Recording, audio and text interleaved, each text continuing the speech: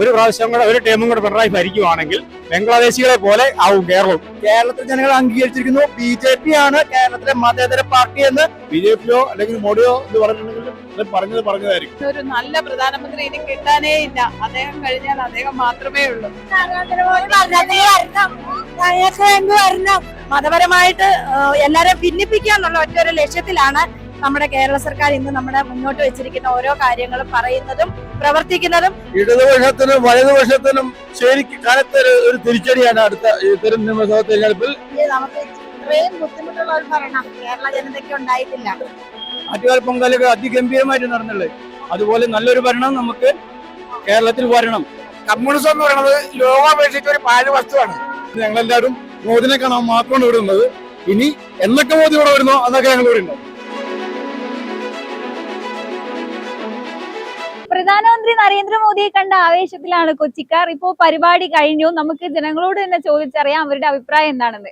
മോദിയുടെ ഭരണത്തെ കുറിച്ച് പറയുകയാണെങ്കിൽ മോദിയുടെ ഇതുവരെയുള്ള കേന്ദ്ര സർക്കാരുകൾ പല കേന്ദ്ര സർക്കാരുകൾ നമ്മൾ കണ്ടിട്ടുണ്ട്. നിങ്ങൾ കണ്ടിട്ടുണ്ടോ എന്നറിയില്ല. എന്നാൽ ഇതിനു മുൻപ് UPA സർക്കാരൊക്കെ ഉണ്ടായിരുന്നു. പക്ഷെ ചരിത്രത്തിൽ ആദ്യമായിട്ട് ഏതെങ്കിലും ഇന്ത്യയിലെ മുഴുവൻ ജനങ്ങൾക്കും ഏതെങ്കിലും ഒരു കേന്ദ്ര പദ്ധതിയെങ്കിലും കിട്ടാത്ത ഒരു ജനങ്ങൾ പോലും നമ്മളെ ഭാരതത്തിലുണ്ടാവില്ല. എല്ലാവർക്കും കിട്ടിയിട്ടുണ്ടാവും. അതിന്റെ പേരിൽ NDA കേരളം ഭരിക്കണം. അതിനു വേണ്ടിയിട്ട് തയ്യാറായിക്കൊണ്ടാണ് ആ NDA നേതൃത്വത്തിനെ മുന്നോട്ട് നയിക്കാൻ പൂർണ്ണ പിന്തുണ ഞങ്ങൾ ഈ ജനക്കൂട്ടം മുഴുവൻ നൽകിക്കൊണ്ട് ഞങ്ങളെല്ലാവരും മോദിനെ കാണാൻ മാത്രമാണ് ഇവിടെ ഉള്ളത്. ഇനി എന്നൊക്കെ മോദി ഇവിടെ വരുന്നോ അതൊക്കെ ഞങ്ങൾ ഇവിടെ ഉണ്ടാവും. ഒരു പ്രാവശ്യം കൂടെ ഒരു ടൈമും കൂടെ പിണറായി ഭരിക്കുവാണെങ്കിൽ ബംഗ്ലാദേശികളെ പോലെ ആവും കേരളം. വളരെ വളരെ സന്തോഷം. നല്ല മൂന്നാമത്തെ പ്രാവശ്യമാണ് ഞങ്ങള് മോദിജിനെ കാണുന്നത്. മൂന്നാമത്തെ പ്രാവശ്യം തൃശ്ശൂര് തൃപ്രയാറ് കണ്ടിട്ടുണ്ട്.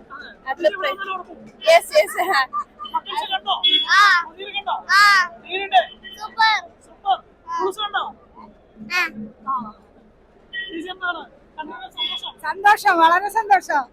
ഞങ്ങൾ തൃപ്രയാറൊക്കെ കണ്ടത് തന്നെയാ. മോദിനെ കണ്ട് വളരെ സന്തോഷം. പുതിയൊരു കേരളം സൃഷ്ടിക്കാൻ മോദി വീണ്ടും വന്നു. സന്തോഷം. സൃഷ്ടിക്കാൻ ചെയ്യും പുതിയ കേരളം. പിണറായി സർക്കാരിന്റെ ഭരണത്തെ കുറിച്ച് പറയുകയാണെങ്കിൽ നമുക്ക് ഇത്രയും ബുദ്ധിമുട്ടുള്ള ഒരു ഭരണം കേരള ജനതയ്ക്ക് ഉണ്ടായിട്ടില്ല. പിന്നെ നമ്മുടെ പ്രധാനമന്ത്രിജിയുടെ ഭരണമാണെങ്കിൽ വളരെ അടിസ്ഥാന സൗകര്യങ്ങൾക്ക് വേണ്ടിയുള്ള ജനതയ്ക്ക് വേണ്ടിയുള്ള ഒരു ഭരണമാണ്. ആരോഗ്യം, വിദ്യാഭ്യാസം, അതുപോലെ തന്നെ ശരിക്കും അടിസ്ഥാന സൗകര്യങ്ങളാണ് പ്രധാനമന്ത്രി ഊന്നൽ നൽകുന്നത്. പിന്നെ ഞാൻ ഡൽഹിക്ക് പോയി പ്രധാനമന്ത്രിയുടെ ക്ഷണം സ്വീകരിച്ച് ഡൽഹി പോയി കണ്ടിട്ടുള്ള ആളാണ്. കഴിഞ്ഞ 12-ാം തീയതി ഡൽഹിക്ക് പോയായിരുന്നു. ഈ തിരുവനന്തപുരത്തെ കൗൺസിലർമാരെല്ലാരും കൂടെ പോയപ്പോൾ ആ കൂടെ കോട്ടയം ജില്ലയിൽ നിന്ന് 5 പേർക്ക് ക്ഷണം സ്വീകരിച്ചാൽ അതിലൊരാളായിരുന്നു ഞാൻ. നമുക്ക് മാറ്റം വേണം. വികസിത കേരളത്തിനൊപ്പം നമുക്ക് മുന്നേറണം. നമുക്കിപ്പം പറയാനുള്ളത് എന്താന്ന് വെച്ചാല് എല്ലാരെയും തുല്യ പ്രാധാന്യം കൊടുത്താണല്ലോ ക്ഷണം സ്വീകരിച്ചിരിക്കുന്നത്. അപ്പം അത് ഉൾക്കൊണ്ടുകൊണ്ട് ഇതിൽ പങ്കെടുക്കണം എന്നാണ് നമുക്കുള്ള അഭിപ്രായം. കണ്ട് സന്തോഷമായി. 10 മണി മുതൽ നിൽക്കുക. സന്തോഷമായി. കണ്ട്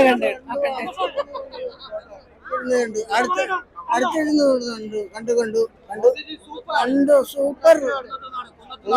പള്ളിക്കര നമ്മളെ വീണ്ടും NDA ഭരിക്കും. അദ്ദേഹം റിയൽ ആയിട്ടുള്ള കാര്യങ്ങളല്ലേ അതിനെ നമ്മൾ സപ്പോർട്ട് ചെയ്യുക. നാടിന്റെ വികസനമാണല്ലോ നമുക്ക് ആവശ്യമായിട്ടുള്ള കാര്യങ്ങളുള്ളത്. അത് നമ്മൾ കണ്ടെടുത്തു. ഇന്ന് ചെറുപ്പക്കാർക്കും ഇന്ന് വിദേശത്ത് പോയി കഷ്ടപ്പെടുന്ന UK-യിലും യൂറോപ്പിലും പല രാജ്യങ്ങളിലും പോയി കഷ്ടപ്പെടുന്നത് പട്ടിണി കിടന്നുള്ള ചെറുപ്പക്കാർക്ക് വേണ്ടി പുതിയ വികസനത്തിന് ഭാരതം നിന്നാണ് നമ്മളും മാറണം. ഒരാഴ്ചയായിട്ട് കാത്തു ഊണില്ല, ഉറക്കല്ല. അതിനുവേണ്ടി വന്നു. എനിക്ക് ഉള്ളിൽ കയറാൻ പറ്റില്ല, പരിഭവമില്ല. പക്ഷെ ഈ നാട് നന്നാവും. മോദിക്ക് കിട്ടണം.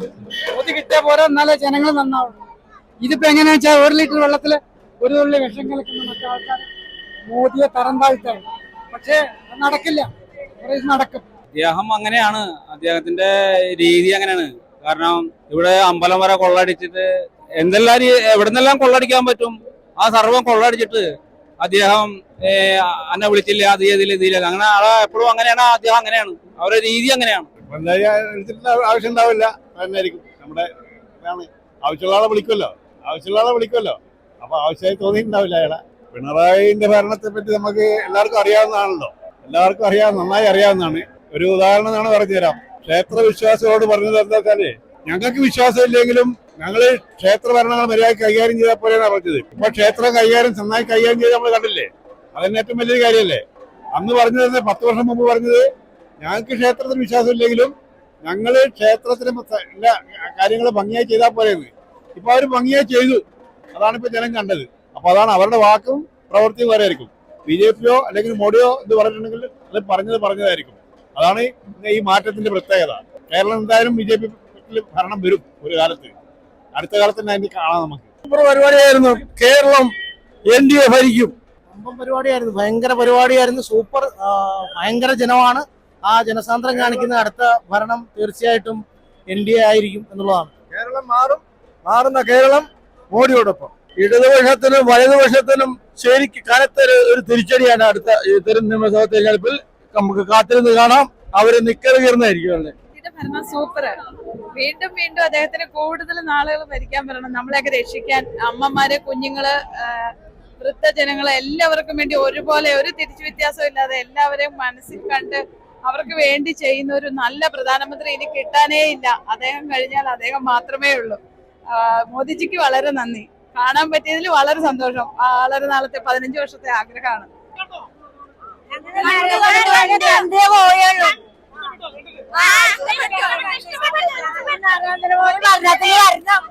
ഞങ്ങൾക്ക് വേണ്ടി വരണം. ഇത്രയും നാളിൽ ഞങ്ങൾ കഷ്ടപ്പെട്ട് ഇനി വരണം ഞങ്ങൾക്ക് വേണ്ടി നരേന്ദ്രമോദി. Super super super. ജനങ്ങൾ ജോലി ഉണ്ടായിട്ടില്ല. ഇപ്പം ജനങ്ങൾ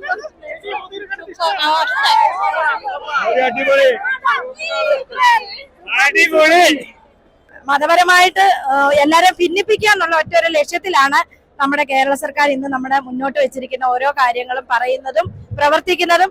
ജനങ്ങളെ എല്ലാം ഒരുപാട് കുടുംബശ്രീപരമായിട്ട് തന്നെ, ഞാനൊരു കുടുംബശ്രീ അംഗമാണ്, കുടുംബശ്രീ പരമായിട്ട് തന്നെ ആൾക്കാരിലേക്ക്, സ്ത്രീ ജനങ്ങളിലേക്ക് ഈ ഒരു വർഗീയതയാണ് കൂടുതലും പറഞ്ഞ് മനസ്സിലാക്കി ആൾക്കാരെ പിന്തിരിപ്പിച്ചേക്കുന്ന ഒരു പിന്തിരിപ്പൻ മന്ത്രിയായിട്ടാണ് ഞാൻ നമ്മുടെ പിണറായി സർക്കാരിനെ കാണുന്നത്.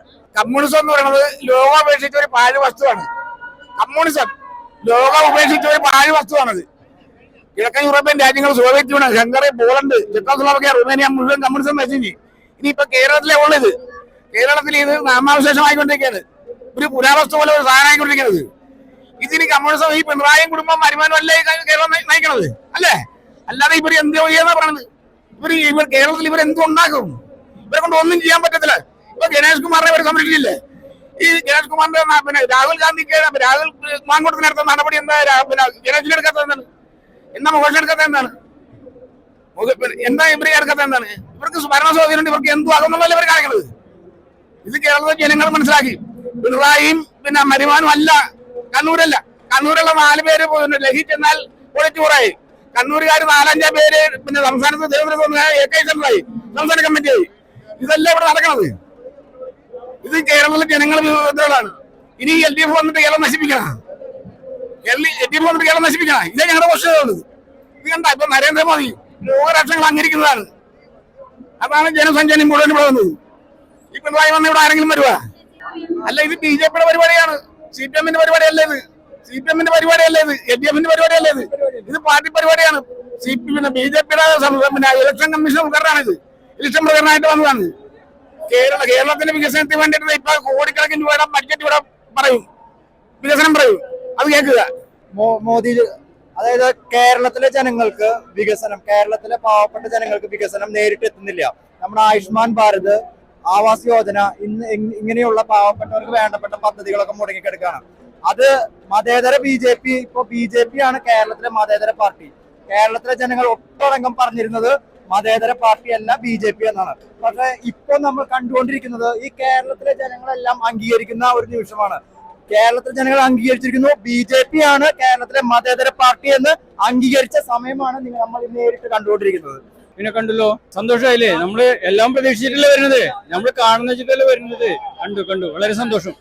എന്റെ മാക്സിമം ഒരു 30 സീറ്റാണ് കേരളത്തിൽ പിടിക്കും. അതുപോലത്തെ ഇതല്ലേ നമ്മുടെ കംപ്ലീറ്റ് സ്വർണ്ണം അടിച്ചു പോയില്ലേ അവര്. അതുകൊണ്ടല്ലേ ജീവിക്കുന്നത്. ഇപ്പോ മാർക്സിസ്റ്റ് പാർട്ടിയും ഇവിടുത്തെ മൊത്തം മറ്റുള്ള പാർട്ടിക്കാരും കളവ് മാത്രമേ ചെയ്യുന്നുള്ളൂ. ഇവിടെ ഒരു പാവപ്പെട്ടവരെ ജീവിക്കാൻ സമ്മതിക്കാണ്ട് കട്ടുമുടിച്ച് കേരളത്തെ നശിപ്പിക്കുകയാണ് ഇവിടുത്തെ സർക്കാർ ചെയ്യുന്നത്. അപ്പൊ അതിനൊരു എതിരെ ഒരു ജനവിധി എന്തായാലും വേണം. മാറാത്തത് മാറണം. BJP കേരളത്തിൽ വരണം. എന്തായാലും നല്ലൊരു ഭരണം കട്ടുപിടി. ഇപ്പോൾ നമ്മൾ തിരുവനന്തപുരത്തിന് വേണ്ടിയില്ലേ നല്ലൊരു ഭരണമാണ് വരാൻ പോകുന്നത്. അതിഗംഭീര ഭരണമാണ്. ആറ്റുകാൽ പൊങ്കാലയും കണ്ടില്ലേ? ആറ്റുകാൽ പൊങ്കാലയൊക്കെ അതിഗംഭീരമായിട്ട് നടന്നുള്ളത്. അതുപോലെ നല്ലൊരു ഭരണം നമുക്ക് കേരളത്തിൽ വരണം. മാറാത്തത് മാറി നല്ലൊരു ഭരണം കേരളത്തിൽ വരാൻ വേണ്ടി കട്ടുപിടിക്കുന്നവരെല്ലാം ഫിനിഷ് ചെയ്യണം. കേരളത്തിന് അറബിക്കടലിൽ കൊണ്ടുപോയി തള്ളണം.